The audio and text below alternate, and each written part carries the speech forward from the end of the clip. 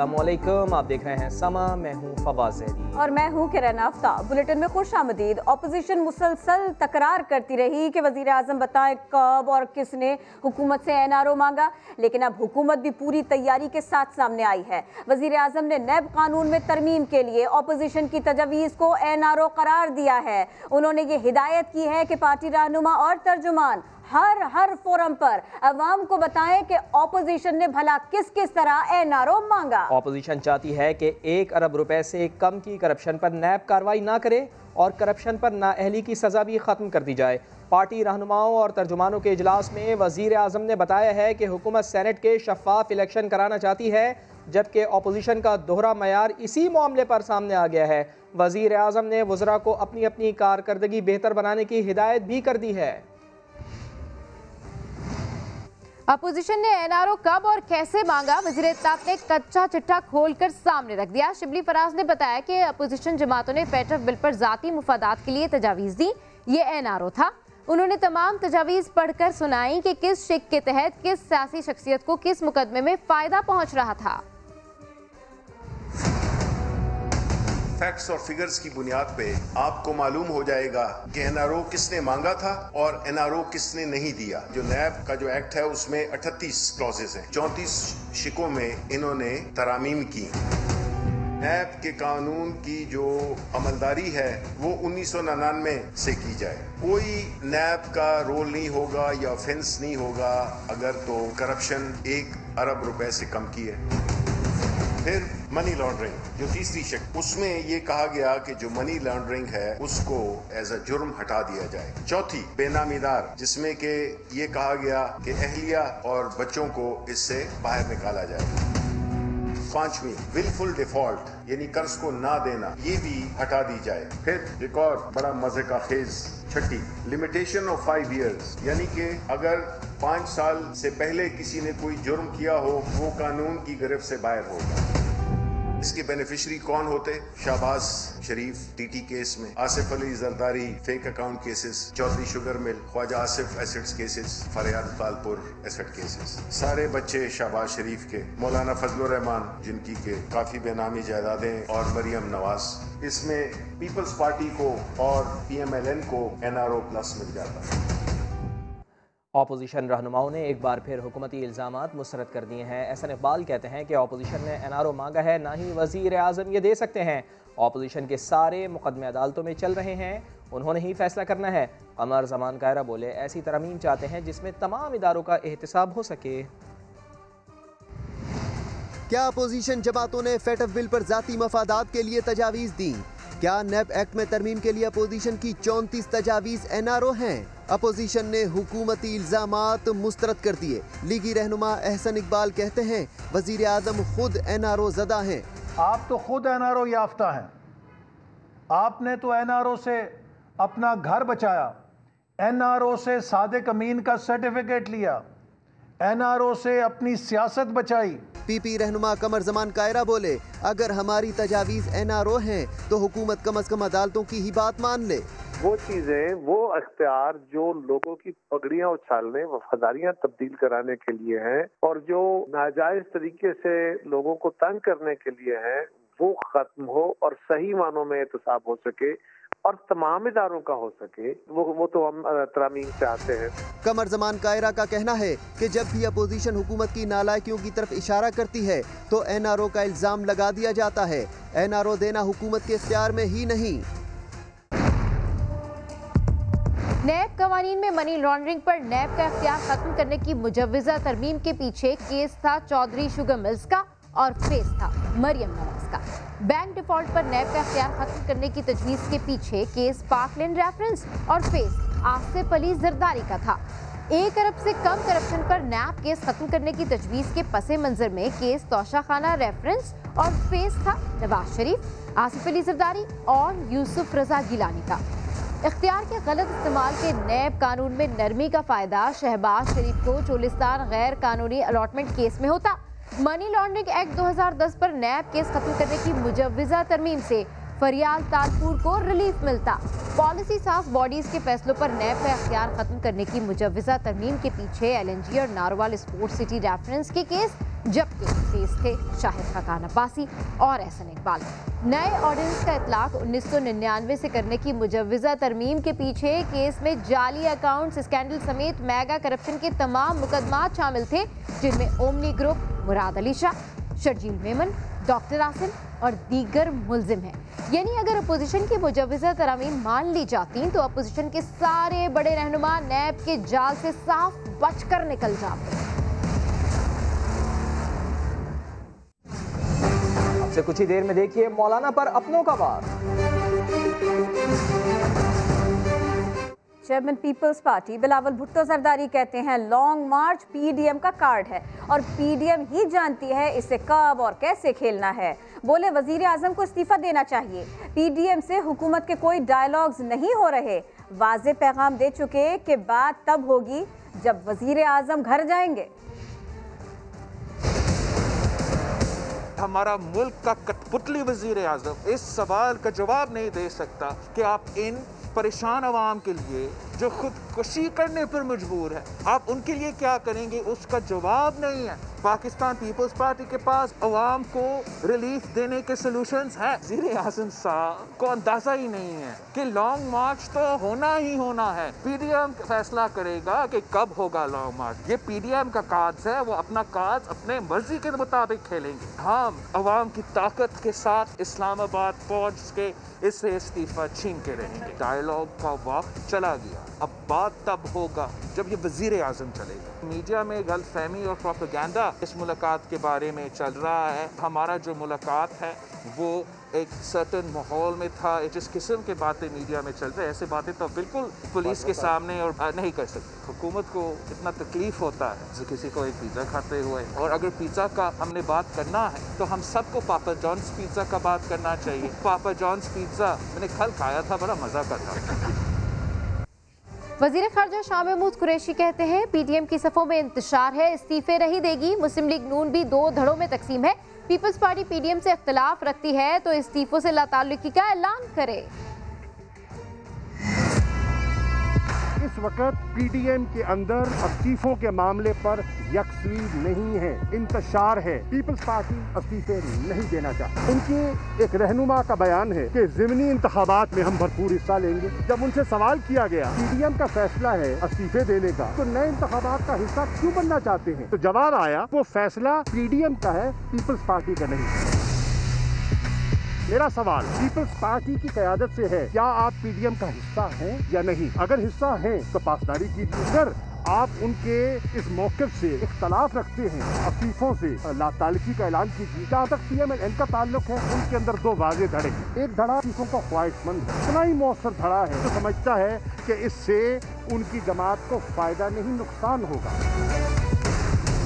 मुझे लगता है ये इस्तीफे नहीं देंगे। अगर इस्तीफा वो देना चाहते हैं तो फिर मैं उनसे कहता हूँ 31 तारीख तक अपने इस्तीफे स्पीकर कौमी असम्बली को, मुतल्लिका सूबाई असम्बली के स्पीकरों को पहुँचा दे। संजीदा नहीं है, कौम को गुमराह न करें।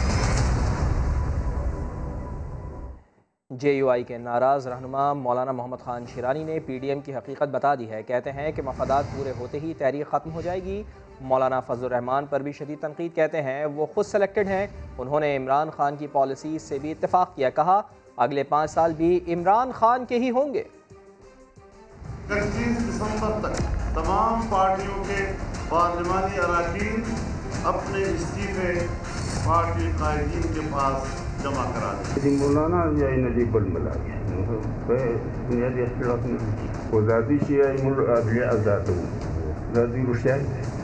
आईना मौलाना फजलुर रहमान को आईना, वो भी अपने और JUI के सीनियर तरीन रहनुमा ने दिखा दिया।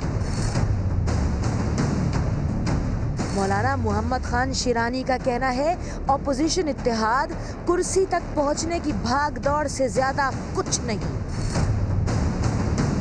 मुखासमत द उसूल नदी द मुफाहमत लफार नहीं दा कम तर टूलसी की दवहार ये वफल وركسوي د وسو یوال کم یو وفل ورکم دا که په غبل یا اړه نست मौलाना शिरानी ने ये भी बता दिया कि सेलेक्टेड असल में है कौन।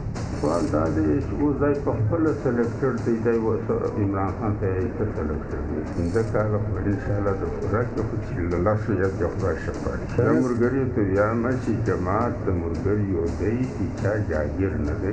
मौलाना शिरानी के मौलाना फजलुर रहमान पर अचानक इल्जामात के बाद JUI ने 24 दिसंबर को पार्टी का आला सतह का इजलास तलब कर लिया है। मौलाना फजलुर रहमान के भाई सेनेटर अतउर रहमान ने मौलाना मोहम्मद खान शिरानी के बयान को उनकी जाती राय करार दिया। कहा PDM हुकूमत के खात्मे तक कायम रहेगी। साथ ये भी कह गए कि हुकूमत के 5 साल पूरे करने का बयान ऐसा मालूम होता है बुजुर्गों के राबिते बड़े मजबूत हैं। ये तो खैर उनकी अपनी जाती राय है और जाती राय जो है वो शायद न कौम पर मुसल्लत कर सकते हैं न जमात पर। जमीयत उलमा इस्लाम का मौक़िफ़ वाज़े है कि ये हुकूमत एक नाजायज़ हुकूमत है। लिहाजा ये कहना कि आइंदा भी 5 साल यही लोग रहेंगे, तो इसका दूसरा माना मैं ये लूँगा कि शायद हमारे इन बुजुर्गों के राब्ते बड़े मजबूत हैं, जिसकी बुनियाद पर इस तरह की गुफ्तगू कर रहे हैं। वरना जमीयत उलमा इस्लाम का मौक़िफ़ बिल्कुल वाज़ेह है और PDM उस वक्त तक रहेगी जब तक ये हुकूमत ख़त्म नहीं हो जाए। मौलाना फजलुर रहमान इतने सस्ते मकान। वफाकी वज़रा ने कहा है कि PDM सरबराह मौलाना फजलुर रहमान ने अपनी जायदाद की कीमत कम बताई। फैसल वावडा ने असास से 10 गुना ज़्यादा रकम पर ख़रीदने की पेशकश भी कर दी। इस्लामाबाद से देखिए वहाब कामरान की रिपोर्ट। वफाकी वज़ीर आबी वसाइल और वज़ीर अमूर कश्मीर और गिलगित बल्तिस्तान की मौलाना फजलुर रहमान के खिलाफ धुआंधार प्रेस कॉन्फ्रेंस। फैसल वावडा ने इलेक्शन कमीशन में जमा गोशवारों का पोल खोल दिया। बोले बंगला 30 करोड़ रुपए का, मगर मौलाना ने कीमत बताई सिर्फ 25 लाख। 10 करोड़ रुपए मालियत की जायदाद सिर्फ 15 लाख रुपए जाहिर की गई। वज़ीर आबी वसाइल ने तो मौलाना की जायदादें बताई गई कीमत से 10 गुना मुनाफे पर खरीदने की पेशकश भी कर दी। 25 लाख रुपए का घर है मौलाना, 25 लाख का घर मैं 50 में लेता हूँ, 75 में लेता हूँ, करोड़ में लेता हूँ, 1.25 में लेता हूँ, 1.5 में लेता हूँ, 1.25 में लेता हूँ, 2.5 में लेता हूँ, 3 में देता हूँ।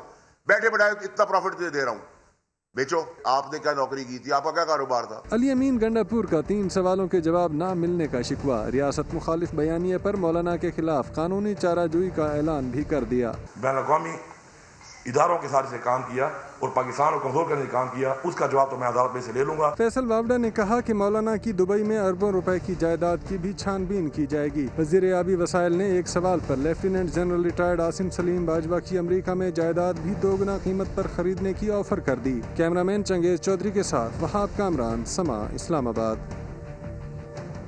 वज़ीर दाखिला शेख रशीद अहमद कहते हैं फजलुर रहमान समेत 4-5 सियासतदानों की जान को खतरा है। मौलाना उसी असेंबली को नाजायज कह रहे हैं जिसमें वो खुद सदारती उम्मीदवार थे। 20 लोग हैं जिनको लाइफ थ्रेट है। 4-5 सियासतदान, 2-3 अपोजिशन के हैं और उन पर पहले भी हमले हो चुके हैं, जिसमें खास तौर पर मौलाना फजलुर रहमान शामिल हैं। मुझे यकीन है कि PDM में सेनेट इलेक्शन में हिस्सा लेगी। इमरान खान ऐसी कानून साजी करेगा आइंदा आने वाली नस्लों में भी ये 2/3 की फिर सेनेट में किसी के पास अक्सरियत नहीं होगी। मसाइल का हल असेंबलियों से निकलेगा। फजलुर रहमान साहब इस असेंबली को नाजायज कह रहे हैं जिसमें वो सदारती उम्मीदवार थे। कोई असेंबली ऐसी नहीं छोड़ी जिसमें उन्होंने हाई पोस्ट के लिए इलेक्शन न लड़ा हो। फजलुर रहमान का कोई सियासी मुस्तकबिल नहीं है। मौलाना फजलुर रहमान इस जो कुछ भी हो रहा है उसके मेन महवर हैं और उन्हीं ने नवाज शरीफ को आगे लगाया हुआ है। हिंदुस्तान पाकिस्तान के मसलों में मदाखलत अंदरूनी पहले ही कर रहा है, इंतशार और खलफशार की। और अगर उसने पाकिस्तान की सरहदों की तरफ देखा तो ये आखिरी जंग होगी। ना मंदिरों में घंटियां बजेंगी, ना घास उगेगी, ना चिड़ियां चहकेंगी, क्योंकि हम पाकिस्तान की अमन की बात चाहते हैं। हम पाकिस्तान को आगे ले जाना चाहते हैं। PDM की क़यादत में ज़िमनी इंतखाब लड़ने का मामला, इख्तिलाफ सामने आ गया। स्टीयरिंग कमेटी के इजलास की अंदरूनी कहानी समा सामने ले आया। पीपल्स पार्टी ज़िमनी इंतखाबात लड़ने के हक में है और नून लीग डामाडोल। नईम अशरफ भट्ट रिपोर्ट कर रहे हैं। PDM स्टीयरिंग कमेटी के इजलास में क्या हुआ, समा ने पता लगा लिया। अपोजिशन इत्तेहाद ज़िमनी इलेक्शन में हिस्सा लेने या न लेने पर मुत्तफिक न हो सका। जराये का कहना है कि पीपल्स पार्टी इलेक्शन में हिस्सा लेने के हक में है, जबकि नून लीग तज़ब्ज़ुब का शिकार है। इजलास में शरीक लीगी रहनुमा ने मुशावरत के लिए वक्त मांगा है। जराये का कहना है कि JUI और चंद छोटी जमातें इलेक्शन लड़ने की मुखालफ हैं। जराये के मुताबिक कमेटी की सिफारिशां PDM के सरबराही इजलास में रखी जाएंगी और हतमी फैसला सरबराही इजलास में ही होगा। इलेक्शन कमीशन ने 16 फरवरी को सिंध असेंबली की 2 और बलोचिस्तान असेंबली की 1 नशिस्त पर इलेक्शन कराने का ऐलान किया है। इसी तरह 19 फरवरी को पंजाब में कौमी और सूबाई असेंबली की 1-1 नशिस्त, जबकि खैबर पख्तूनख्वा में भी कौमी और सूबाई असेंबली की 1-1 नशिस्त पर इलेक्शन हो रहा है। स्पीकर पंजाब असम्बली को मुस्लिम लीग नून के नाराज़ रुकन मियाँ जलील शरखपुरी का पहला इस्तीफ़ा मिल गया है। मुस्लिम लीग नून के बागी रुकन मियाँ जलील शरखपुरी ने स्पीकर पंजाब असम्बली को मशरूत इस्तीफ़ा भिजवा दिया है। मियाँ जलील का कहना था कि पूरा पैनल इस्तीफ़ा दे तो मेरा इस्तीफ़ा भी कबूल कर लिया जाए।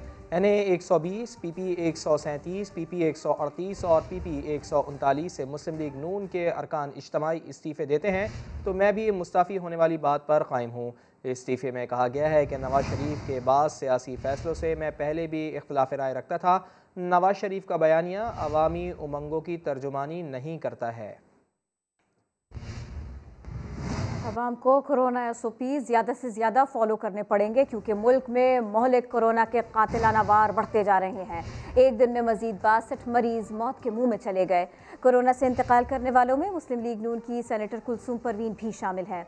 NCOC के मुताबिक 24 घंटों के दौरान मुल्क भर में कोरोना के 1792 नए केसेस सामने आए। इसके बाद एक्टिव केसेस की तादाद 40,491 हो गई। वज़ीर आला पंजाब उस्मान बुज़दार का भी कोरोना टेस्ट पॉजिटिव आया, जिसके बाद उन्होंने खुद को क्वारंटीन कर लिया। और अब कुछ जिक्र करते हैं सियासी बॉक्सिंग का। फिरदौस आशिक अवान ने चैलेंज मरियम नवाज को दिया, पीपल्स पार्टी ने एंट्री दे दी। मरियम एंड उस्मा वर्सेस फिरदौस आशिक अवान। ये तो पहले पंच पे नॉकआउट हो जाएंगी ब्रायलर मुर्गियां। ये खातून जो है ये माई मुंडा बनी फिर रही हैं, दूसरों को ये ब्रायलर और फलाना, मैं बहुत सख्त ज़बान इस्तेमाल कर सकती हूँ इस औरत के बारे में। Firdous Ashiq Awan versus Maryam Nawaz. I don't know कि क्या होगा, अब फिरदौस बीबी मेरे ख्याल से शी विल विन। आप फिरदौस को देखें और मरियम को देखें। आंसर आपके सामने ही है। मरियम जो है उनमें शायद लचक ज़्यादा हो तो वो शायद ज़रा तेज़ी में आके फिरदौस आशिक अवान को शायद डिफीट कर सकें। जोड़ बनता ही नहीं है इनके, तो अब वो है 57 का और ये है 89 का। मरियम नवाज तो दूर की बात है, मैं भी सियालकोट की हूँ, आप भी सियालकोट की हो, आओ। I take that challenge. आपने मुझे देना है या मैं आपको? आपकी फाइट विद मरियम नवाज। जिस मर्जी बॉक्सर को ले आए। बस ठीक है, मैं आ जाऊंगी, मैं आ जाऊंगी, बस ठीक है, मैं आ जाऊंगी। बड़ी मेहरबानी। दीगर खबरें शामिल करते हुए आपको बताएं कि कपड़े चोरी करने के इल्जाम पर शौहर ने बीवी और 2 सौतेले बच्चों को कत्ल कर दिया। पुलिस ने मुलजिम को गिरफ्तार कर लिया। मकतूला ने कुछ अरसा पहले ही मुलजिम से दूसरी शादी की थी। इस हवाले से रिपोर्ट कर रहे हैं जहांगीर खान। क्यों चुराए, बीवी के इल्जाम पर शौहर जल्लाद बन गया। बीवी और 2 सौतेले बच्चों को मौत के घाट उतार दिया। तहरे कत्ल की वारदात ग्रीन टाउन में हुई। मकतूलीन में शमीम बीबी, 16 साला बेटी फौजिया और 14 साला बेटा फैसल शामिल हैं। मुलजिम आशिक अली ने कुल्हाड़े के वार करके तीनों को कत्ल कर दिया। 15 साला समाविया ने लर्जा खेज वारदात अपनी आंखों से देखी। आंटी ने अंकल से पूछा कि आपने मेरे कपड़े चोरी किए हैं, तो अंकल ने कहा नहीं। आंटी ने कहा कोई बात नहीं, चोरी किए तो बता दो। अंकल ने उठा, उसने वो टोका लिया और टोके से पहले आंटी को मारा, फिर उसके बेटे को, और उसकी बेटी बाहर भागकर आ रही तो फिर उस अंकल ने उसको भी मार दिया। मकतूला शमीम ने कुछ अर्सा कबल अपने शौहर से तलाक लेकर मुलजिम आशिक अली से शादी की थी। मुलजिम का कहना है कि बीवी अलहदगी के लिए चोरी का इल्जाम लगा रही थी। वो मैनू गाला देंदी थी, मेरी मरी हुई मां नू गाला देंदी थी, मेरे वालिद साहब नू बुरा बोलती सी। अखीर मैं कल फिर मजबूर हो के तो मैं उन्होंने ये काम किया। जाए बकुआ से मिलने वाले शवाहिद और मुलजिम के बयान की रोशनी में वाक़े की मजीद तफ्तीश जारी है। तहरे कत्ल की इस वारदात में मुलव्विस मुलजिम को क्रिमिनल रिकॉर्ड की जांच के बाद तफ्तीश मुकम्मल होने पर अदालत में पेश कर दिया जाएगा। कैमरामैन मोहसिन इकबाल के साथ जहांगीर खान, समा, लाहौर। कराची के इलाके कायदाबाद में रेल की पटरी पर खेलते हुए 2 सगी बहनें ट्रेन से कट कर जाँ बहक हो गईं। इलाका मकीन कहते हैं कि पटरियों के साथ लगने वाले बाजार के बाइस हादसा पेश आया। बच्चियों ने वहीं से खिलौने खरीदे और वहीं खेलना शुरू कर दिया था। अहमद रहमान खान की रिपोर्ट। प्लास्टिक के बर्तन से लेकर बच्चों के खिलौनों तक सब मिलता है इस बाजार में, लेकिन ये बाजार आम बाजार नहीं है। आप सोच रहे हैं ऐसा क्यों? तो जनाब, ये बाजार कायदाबाद की रेलवे पटरी के साथ लगता है।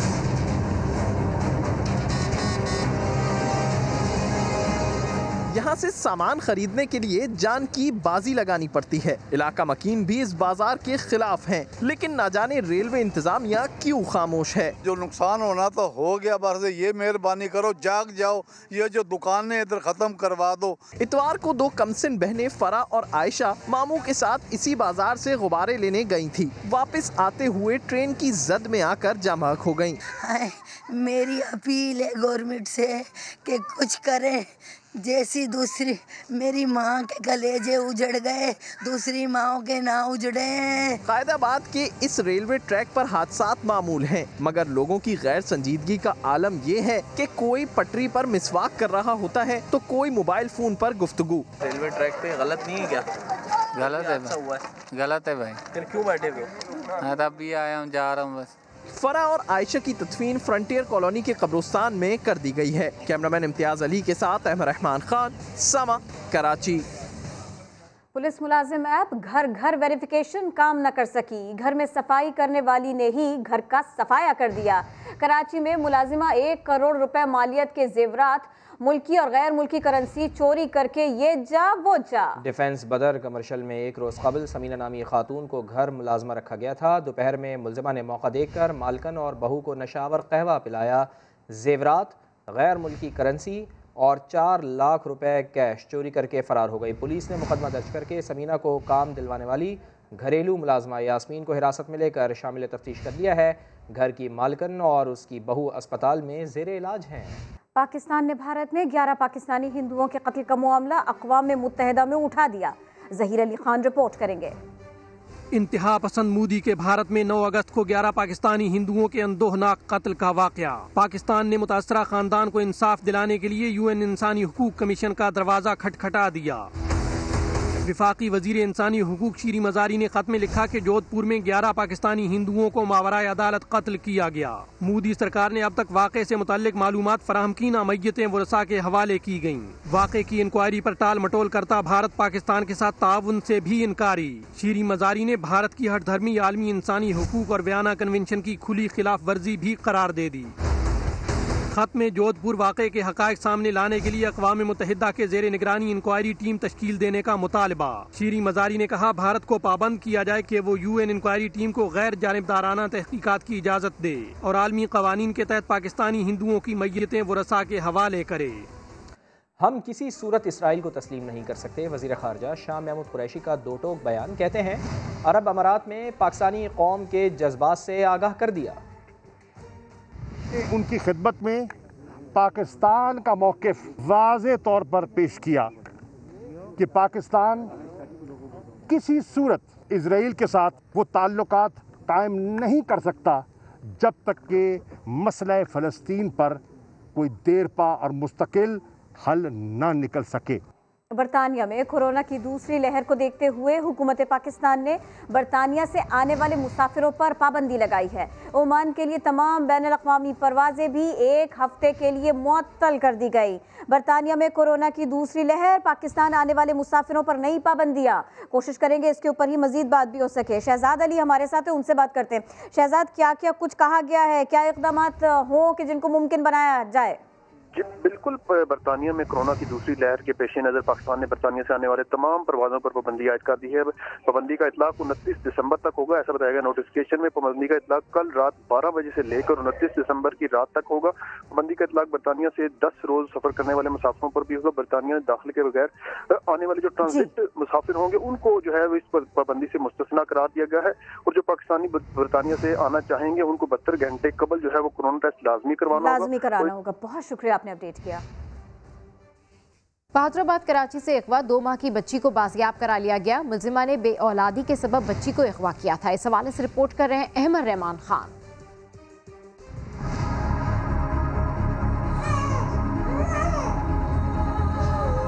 ये है 3 माह की नन्ही परी हुमा, जिसे 1 माह बाद माँ की आगोश नसीब हुई है।